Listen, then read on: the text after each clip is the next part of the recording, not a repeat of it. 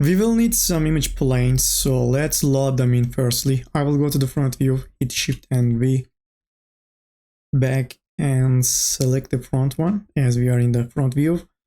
I will increase up the transparency, then move on to the right view. I will make it full screen. Then I will select the other image plane. My first object is a sphere. I will go back to the right view and scale that sphere up. By the way, let me hit Shift and V because I cannot see here clearly, so I will lower that down. Okay, now it looks better. Let me scale that up so that it covers the whole helmet. Then I will hold down Shift and add in an FFT deformer. In this first step, I want to kind of sculpt that sphere so that I match the sphere to the helmet we have in the image plane. And we can do that easily with the help of this FFT deformer. It is quite easy as it has FF points around. All I need to do is go into points mode while the FFT is selected and move these points around until we match the helmet.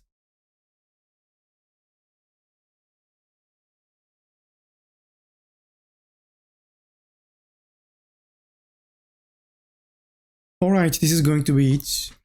Something rough will be more than enough. Now I will go to the front view.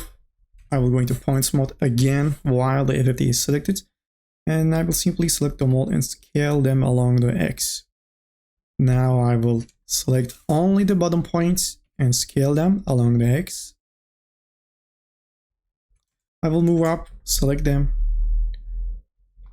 And finally, I suppose I need to move these up. Then select them all and move this down.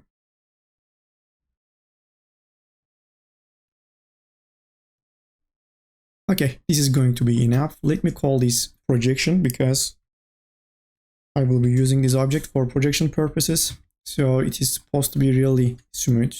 For that reason, I will increase up the segments to say 100. By the way, that process should be as smooth and as clean as possible because everything we are going to do afterwards will rely on that object. So take your time and try to match this sphere to the helmets in the image. Let's duplicate this and hide it.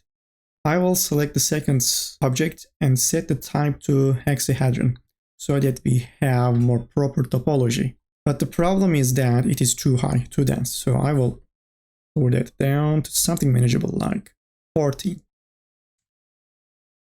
Now let's right click on it and click on Connect Objects and delete. This is going to turn the object into an editable object, plus it is going to apply that FFT deformer. So right click, click on Connect Objects and delete. Let's go to the right view and right off the bat, let's delete these points. I will select them, tap T, start to scale along the Y, hold down Shift and stop at 0. I will move this down around here, and to even out polygons, I will drop in a loop around here. Now we can start to work on the details. By the way, let me delete that half completely to make things easier to work. So let's select those edges and slide them up. I will do the same thing to that point. Then I'm going to slide that down, that one as well, and that one as well. It is obvious that we need some edges around here, or at least an edge loop. So let's drop in that one. Then go into points mode, tab 0 to grab the rectangle selection, select that point and move it around here. Go back to the rectangle selection so that I can select those points and delete them. We have some leftovers, so let's go into polygon mode and delete them. We should start to move on to the next step, which is subdividing this mesh. So I will hold on Alt and put the object into a subdivision surface. By doing so, I will have more idea about the topology and the surface. Speaking of the surface and topology, I want my flow to go with the detail. But right now, especially because of that polygon, this is not happening. So what I'm going to do is create an intentional angle to have a better flow. Try to remember that flow. Now I will just select those edges, right click and dissolve them out. If I hit Q and enable the subdivision surface, now we will face a much better flow, which is going with the detail or the cuts. We just need to even things out, like we can, oh sorry, I forgot to dissolve it out. Like we can select those and apply the equal spacing tool. Then while we are here, we can position that polygon around here and delete it. This is where we are going to add in a circle. So I will just straight up delete that polygon. I will hit Q. By the way, this is not going to be my final resolution. I will subdivide this one time, so I will set this to 1. Now let me mirror this to the other side. By the way, I want to slide these ones around here. So to mirror this to the other side, I will go into any component mode, right click, and then click on symmetrize. I'm sorry, we need to first open up the options of it to set the direction. It is already set actually. We want to mirror this along the X, so I will just click on OK. Let's enable the subdivision surface. It looks good enough to be made editable, so let me duplicate this just in case and make this object editable. Now this is the time that we are going to use this projection object. So I will select this object. Let me call this helmet. Hold down Shift and add in a shrink wrap deformer. And in the target object tab, I will place the projection object that we set earlier. But this is not going to be it. I have one more tool or deformer, which is the smoothing deformer. I will select the helmet, hold down Shift, and then click on the smoothing deformer. This deformer will basically try to even out polygon sizes, more or less. But the problem with that is it cannot even out the borders. So I'm going to make a ring selection. By border, I mean those edges. So I want to make a ring selection so that I can select them, and then I want to apply the equal spacing tool. It is something subtle, or maybe you can skip that part, but I usually like to keep things even. So you can apply this tool. Then let's click off and check the mesh. I want to select that circle because it is not a perfect circle, as you can see. So let's apply the fit circle tool. Apply it. Maybe we can scale it up to remove the stress on those polygons. Then I will apply the tool again and enable the project the surface. We don't have to do that on the other side, as I can simply right click on the symmetrize. Okay, let's click off, orbit around. I see a problem over here. Let's see. Okay, we have some unwanted edges, so I will simply remove them with the polygon pen tool.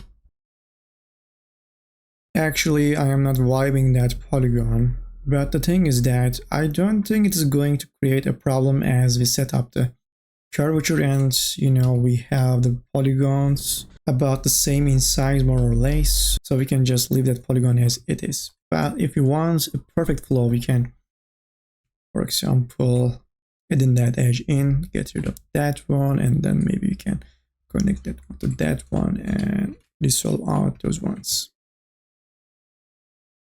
But again, I don't think this is going to create a problem for us, so I will move on with that polygon. For the last time, I will orbit around just to make sure that we don't have any topological issues. Looks good to me, which means that we can duplicate it and, apply those deformers. Now I will go into points mode and I will start to make my final adjustments to the shape. Make sure that nothing is selected so that we can use the brush tool. Right click, brush. I will go to the front view. Make the brush larger so that it becomes less prone to errors. So I will increase up the size of the brush and start to move things around. The top part is quite well. You just need to work around here. I can't see anything, so I will lower down the transparency. I still can't see, so maybe we can make something up. We don't have to follow the image plane. Now there's points. Again, make sure that the brush is large enough. Okay, that part is looking fine, but what about the front view? So I will go to the front. I'm going to highlight that edge loop so that I can have a better idea in the front view. Yeah, it is obvious that we need to make some adjustments. I will select those points and move them down. I will highlight those edges again, and this time around it looks a bit better. Either way, let's double click on those ones. I will flatten them out, move them up, and yeah, we are pretty much done with the mesh. Let me apply the symmetrize. I mean, defining the shape. Now we are going to move on to extruding part. So I will duplicate this, select all the polygons. Actually, I want to extrude these first and move them out. Now I will select them all. Right click, extrude, enable the caps option and extrude these inwards. Once it is done, we can delete that edge so that we can close that hole with the close polygon hole tool. I will set this to grid. And let me slide these points around to have a better flow, as we don't need a circle anymore. I will double click, extrude these in, another extrusion. Then I will go into polygon mode, make a loop selection, and split these out. Before doing that, I will open up the options and enable this one, because I want to keep those polygons in the original mesh. Then while these edges are selected, I will Alt Control extrude them twice. Then the last one, I will tap T, scale this one more time, then apply the collapse. I will select those diagonals and dissolve them out. Obviously, we will need some supporting edges, so I will add those ones in. I will select, turn these off. It is time to group these objects so that I can subdivide them at the same time. I will select the elements. Let me call these detail. And we will need some loops on this one. This is looking actually good. Makes a nice fusion, but if you want something like the helmet in the image plane, you can select those edges and clone these off with the slide tool. Now I want to obviously mirror this to the other side. Right click and click on symmetrize. I will select the detail and I will mirror it as well. Right click, symmetrize. Next up, we are going to add in some frames. So I will firstly select those edges, slide tool, Alt Control, and clone them off. Once I have done that, I will do the same thing to the other side. Make sure that you select them all, clone. Then I will go into polygon mode. I will make a loop selection and grow up the selection one time. I will split them out. I will go back to the first, the original helmet, solid, and get rid of those edges that I just added in, because we don't need them. Right click and dissolve. I will select the polygon pen tool and connect that point to that point. That one to that one, that one to that one, and finally that one to that one. Now let me do the same thing to the bottom edges. First, select the edge loop, Alt Control, select them up, Alt Control, select them up, then select that polygon, grow up the selection, split those out, U and P, go back to the original one, and remove those edges. In fact, we didn't need to remove those out as I will be adding those ones. But anyways, let me do that real quick. I'm doing this to tighten up those areas. Sorry, I should be more careful with the loop tool as it is going to change its direction when it sees a pole like this one. So maybe I should use the slide tool again. Slide tool, Alt and Control. Hit Q. Looks nice. Now let's work on the details. I will connect them into a single one. I will select them all, right click, extrude, and extrude those out. These ones will need supporting edges obviously, so I will add this one in. And maybe that one. And that one.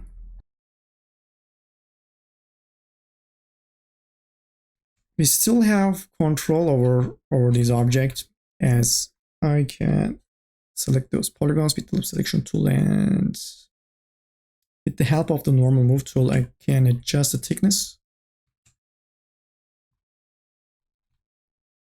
I can do the same thing to those polygons, select them all, then grab the normal move tool and scale them.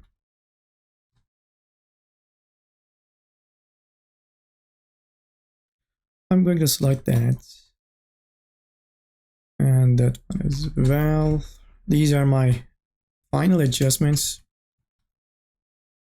I will orbit around. I see no problem at all except for 2 areas. I hope it is coming through, but I see a little bit pinching around here and around here. And this is quite acceptable because we have some poles on the surface. That one and that one. And the way that I am going to fix that issue is quite simple. I will firstly set the axis to normal and push that point in. This is going to remove that pinching effect on the surface. I will back out, orbit around that part. It seems like I did it too much, so I will do it one more time.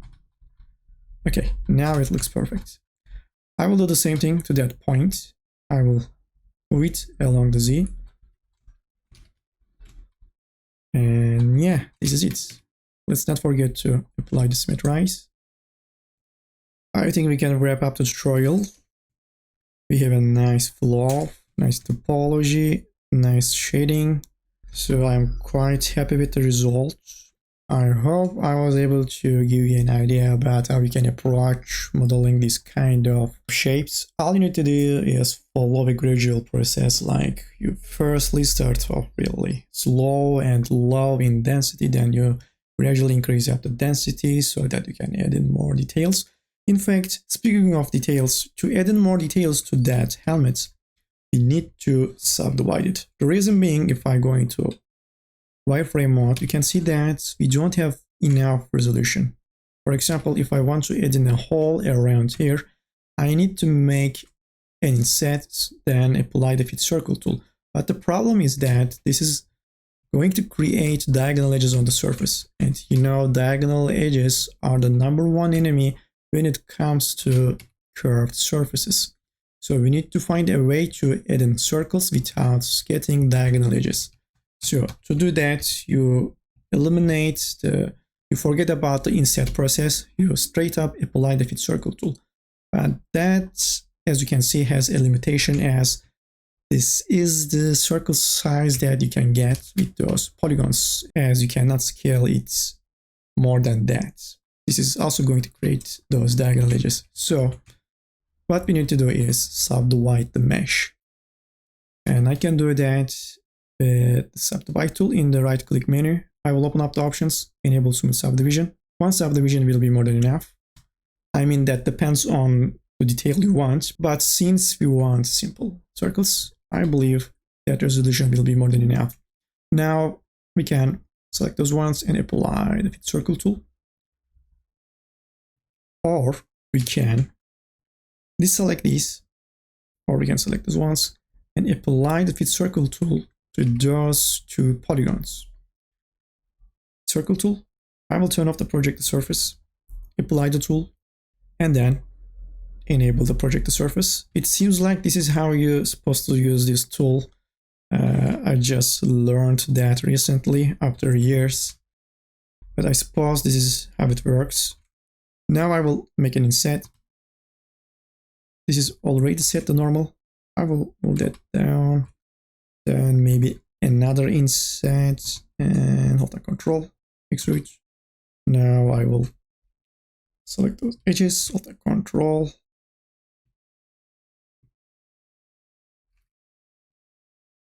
Hit Q, back out, and here we go.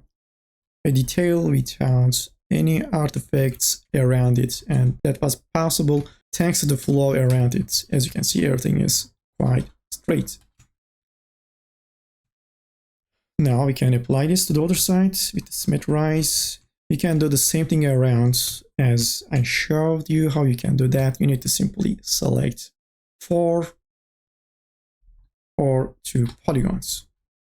So if you have any questions, just let me know anytime, and hopefully I will see you in the next ones. Bye.